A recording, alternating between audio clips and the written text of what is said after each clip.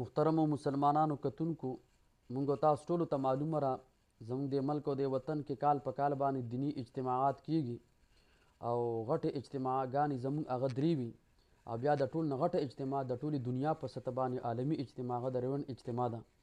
نو دا ټول ملګري دا پیغام ځان سره والی او په خپله باندې هم دا پیغام هغه واورئ او تاریخونه یاد کړي. د هغې دپاره تیاری اوس هم ملګري منډې ترړې شروع کړي دي، اصولې شروع دي او ملګري هغه تیاری کوي د ګاډي بندوبست. نو اول نمبر اجتماع زموږ د چناب نګر د چینوټ هغه را روانه ده د ختم نبوت چې هغه د قادیانانو علاقه ده او الحمدلله اکابرو ته الله تعالی دغه ځای کې څه ځمکه ورکړې ده. کال په کال باندې څه 240 کال وشو، غالبا سکنی اجتماع به یا 43 وایي، غالبا ګمان دا دی یا 44 وایي، دا 40 کال وشو او دغه د کال په کال اجتماع او د ټولو دشمنانو په منځ کې نو الله تعالی د د هر طرف نه حفاظت وکړي. 30 31 اکتوبر دا اوسنی چې کم تاریخ را روان دی 30 31 اکتوبر دا د چینوټ اجتماع را. دویم ورپسې بیا به د بله میاشت کې په 7 8 او 9 باندې زموږ شاه منصور کې د ختم نبوت عظیمه اجتماع کیږي.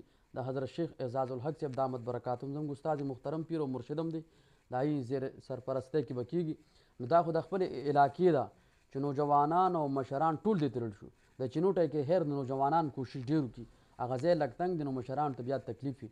نو 7 8 او 9 کال 3 ورځې اجتماع ده. نو دا خپل اجتماع ثوابه بالکل دلته کور کې ده. نو دا پیغام او دریم نمبر اجتماع زموږ د ټولې دنیا چې عرب او عجم یو ځای کیږي، تور او سپین سره هغه سفرک نشته، ټول د الله د دین دپاره یو ځای کیږي، که هغه عرب دي که عجم دي.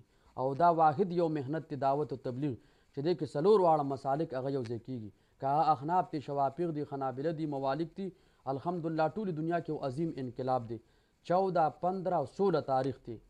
نو دغه د ریون عالمي اجتماع زموږ د علاقې او دا 2 کاله پسې او دا عجیبه خبره وره د بیرون ممالک والا 15 لاکه او 10 لاکه هغه ویزه ورته کوي او زموږ دلته 15 شپږ زره یا کم از کم 13 روپۍ صرف په کرایه باندې لګي. نو ټولو ملګرو خدمت کې درخواست دی د مسلمانانو چې الله تعالی دې موږ د اجتماعاتو کې شریک هم کړي او دغه خوشحالۍ ورځ د الله تعالی په خیر او عافیت راولي او څومره مشرانو دین امیدونه د الله تعالی د هغه برابر کړي او الله تعالی د هر طرف نه حفاظت د دې اجتماعاتو کړي.